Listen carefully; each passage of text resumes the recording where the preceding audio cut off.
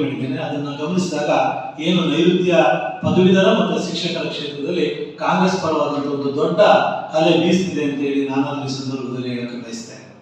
ಹಾಗೇನೆ ಶಿಕ್ಷಕರ ಕ್ಷೇತ್ರದಿಂದ ಕಳೆದ ಬಾರಿ ಏನು ವಿಧಾನ ಪರಿಷತ್ ಸದಸ್ಯರಾಗಿ ಸ್ಪರ್ಧೆ ಮಾಡಿದ್ರು, ಹಾಲಿ ಸದಸ್ಯರಿದ್ದಾರೆ. ಈ ಸರಿ SL ಭೋಜೇಗೌಡ ಅವ್ರೇನು ಕಳೆದ ಬಾರಿ ಸ್ಪರ್ಧೆ ಮಾಡಿದ್ರು, ಈ ಸರಿ ಖಂಡಿತವಾಗಿಯೂ ನಮ್ಮ ಶಿಕ್ಷಕರು ಅವರನ್ನು ತಿರಸ್ಕಾರ ಮಾಡ್ತಾರೆ ಅನ್ನೋದನ್ನ ನಾನು ಈ ಸಂದರ್ಭದಲ್ಲಿ ಹೇಳಕ್ಕೆ ಬಯಸ್ತೇನೆ. ಕಾರಣ ಕಳೆದ 6 ವರ್ಷಗಳಲ್ಲಿ ಏನು ಒಂದು ದೊಡ್ಡ ನಿರೀಕ್ಷೆಯನ್ನು ಇಟ್ಕೊಂಡು ಈ ಶಿಕ್ಷಕರಿಂದ ಅವ್ರನ್ನ ಬೆಂಬಲಿಸಿದ್ರು. ಆ ಒಂದು ಯಾವ ಭರವಸೆಯನ್ನು ಕೂಡ ಅವರು ಈಡೇರಿಸಿದೆ. ಶಿಕ್ಷಕರ ಪರವಾಗಿ ಕೆಲಸವನ್ನೇ ಮಾಡದೇ ಇರೋದ್ರಿಂದ ಶಿಕ್ಷಕರ ವಲಯದಲ್ಲಿ ಒಂದು ದೊಡ್ಡ ಭ್ರಮನಿರಸನವನ್ನ ಅವರು ಉಂಟು ಮಾಡಿದ್ದಾರೆ.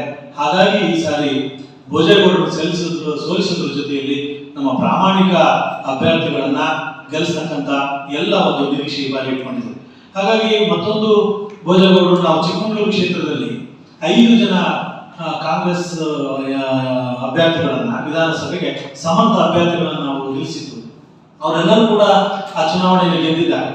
ಅವರವರ ಕಾಂಗ್ರೆಸ್ ಮುಖಂಡರ ಕಾಂಗ್ರೆಸ್ ಕಾರ್ಯಕರ್ತರ ಒಂದು ಶ್ರಮದಿಂದ ಅವರು 5 ಜನ ಗೆದ್ದಿದ್ದಾರೆ. ಆದ್ರೆ ಈ ಭೋಜೇಗೌಡರು ಸುಮ್ಮನಿಲ್ಲ ಅಂದ್ರೆ ಎಲ್ಲ ಕಡೆ ನಾನೇ ಕಾಂಗ್ರೆಸ್ ಗೆಲ್ಲಿಸಿದ್ದು, ಭೋಜೇಗೌಡರು ಇದು ಎಲ್ಲ ಬಿಜೆಪಿ ಅಭ್ಯರ್ಥಿಗಳನ್ನ ಸೋಲಕ್ಕೆ ನಾನೇ ಕಾರಣ ಅಂತ ಹೇಳಿ ಒಂದು ವರ್ಷ ಓಡಾಡಿದ್ರಲ್ಲ. ಹಾಗಾಗಿ ಇವತ್ತು ಏನು ಇವರು ಬಿಜೆಪಿ ಅಭ್ಯರ್ಥಿಗಳು ನಾನು ಸೋಲಿಸಿದ್ದೆ ಅಂತ ಹೇಳಿ ಹೇಳ್ಕೊಂಡು ತಿರುಗಾಡ್ತಾ ಇದ್ರು, ಇವತ್ತು ಅವರಿಗೆ ಮುಳುವಾಗಿದೆ.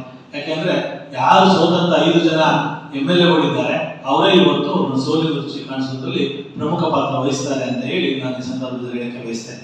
ಹಾಗೇನೆ ಪದವೀಧರ ಕ್ಷೇತ್ರದಿಂದ ನಮ್ಮ ಪಕ್ಷದ ಅಭ್ಯರ್ಥಿಯಾಗಿ ಆಯ್ನೂರು ಮಂಜುನಾಥ್ ಅವರು ಈ ಬಾರಿ ಸ್ಪರ್ಧೆ ಮಾಡಿದ್ದಾರೆ. ನಿಮಗೆ ಗೊತ್ತಿದೆ, ಅವರೊಂದು ವಿಶಿಷ್ಟ ಸಾಧನೆ ಅಂತ ಅಂದ್ರೆ 4 ಸದನಗಳನ್ನು ಕೂಡ ಪ್ರತಿನಿಧಿಸಿದ್ದಾರೆ. ಲೋಕಸಭೆ, ರಾಜ್ಯಸಭೆ ಮತ್ತು ವಿಧಾನಸಭೆ ಮತ್ತು ವಿಧಾನ ಪರಿಷತ್ನಲ್ಲೂ ಕೂಡ ಅವರು ಪ್ರತಿನಿಧಿಸಿದ್ದಾರೆ. ಹಾಗಾಗಿ ಅವರು ಏನು 2018ರಲ್ಲಿ ಇದ್ದಂತ ಒಂದು ಸ್ಥಿತಿ ಅತಿಥಿ ಉಪನ್ಯಾಸಕರದ್ದು ಇವತ್ತು ಸಾಕಷ್ಟು ಬದಲಾವಣೆ ಆಗೋದ್ರಲ್ಲಿ ಪ್ರಮುಖ ಪಾತ್ರ ಆಯ್ನೂರು ಮಂಜುನಾಥ್ ಅವರು.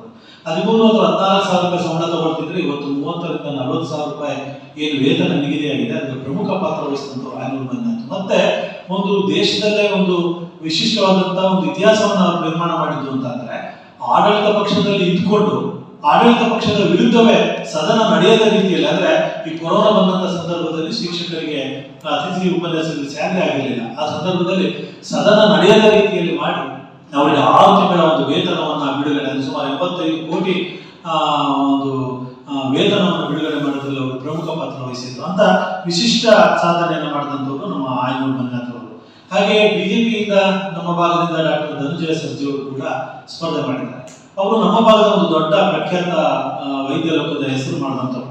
ಏನಾದರೂ ಅವರು ರಾಜಕೀಯ ಕ್ಷೇತ್ರಕ್ಕೆ ಹೋದ್ರೆ ನಮ್ಮ ಶಿವಮೊಗ್ಗ ಕ್ಷೇತ್ರಕ್ಕೆ ಒಂದು ದೊಡ್ಡ ನಷ್ಟ ಉಂಟಾಗೋದ್ರಲ್ಲಿ ಯಾವುದೇ ಅನುಮಾನ ಇಲ್ಲ. ಯಾಕಂದ್ರೆ ಬಹಳ ಅವರ ಸಾವಿರಾರು ರೋಗಿಗಳು ಅವ್ರನ್ನ ನೆಚ್ಚಿದ್ರು. ಹಾಗಾಗಿ ನನ್ನ ಭಾವನೆ ಅವರು ವೈದ್ಯಕೀಯ ಕ್ಷೇತ್ರದಲ್ಲೇ ಇರ್ತಕ್ಕಂಥದ್ದು ಬಹಳ ಮುಖ್ಯ. ಹಾಗಾಗಿ ಅವ್ರನ್ನ ಈ ಬಾರಿ ಜನ ಮತದಾರರು ಬೆಂಬಲಿಸೋದಿಲ್ಲ ಅಂತ ಹೇಳಿ. ಹಾಗೆ ಈ ಭಾಗದಲ್ಲೂ ಕೂಡ ಈ ಬಿಜೆಪಿಯ ಬಂಡಾಯ ಅಭ್ಯರ್ಥಿಯಾಗಿ ರಘುಪತಿ ಭಟ್ ಅವರು ಕೂಡ ಸ್ಪರ್ಧೆ ಮಾಡಿದ್ದಾರೆ.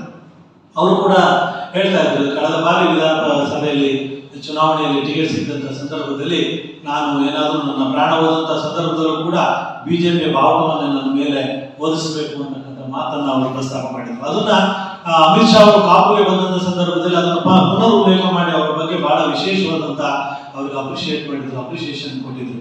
ಹಾಗಾಗಿ ಅಂತ ಒಂದು ಪಕ್ಷದ ಬಗ್ಗೆ ನಿಷ್ಠೆ ಇರ್ತಕ್ಕಂಥವ್ರು ಈ ಹೇಳಿಕೆ ಎಲ್ಲ ಮುಂದೆ ಒಂದಿನ ವಿಧಾನ ಪರಿಷತ್ತಲ್ಲಿ ನನಗೆ ಟಿಕೆಟ್ ಸಿಗ್ಬೋದು ಅನ್ನೋ ಕಾರಣಕ್ಕೆ ಹೇಳಿದ್ರು ಏನೋ ಗೊತ್ತಿಲ್ಲ.